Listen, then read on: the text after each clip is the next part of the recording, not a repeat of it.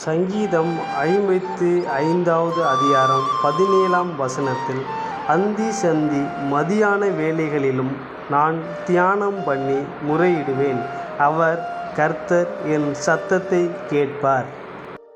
தாவீது ஒவ்வொரு நாளும் அந்தி சந்தி மதியம், அதாவது காலை மதியம் இரவு ஆகிய 3 வேளைகளிலும் ஜெபம் பண்ணுவதாக கூறுகிறார்.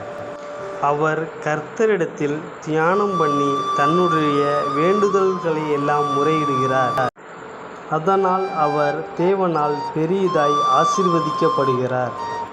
தானியேல் 6ஆம் அதிகாரம் 10வது வசனத்தில், தானியேலும் ஒரு நாளைக்கு 3 முறை முழங்கால் படியிட்டு ஜெபம் பண்ணுவதாக கூறுகிறார்.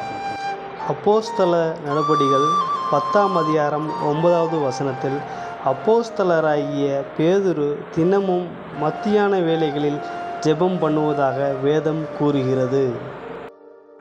நாமும் 3 வேளையும் ஜெபம் பண்ணுவோமானால் சரீர பலன் கிடைக்கும்.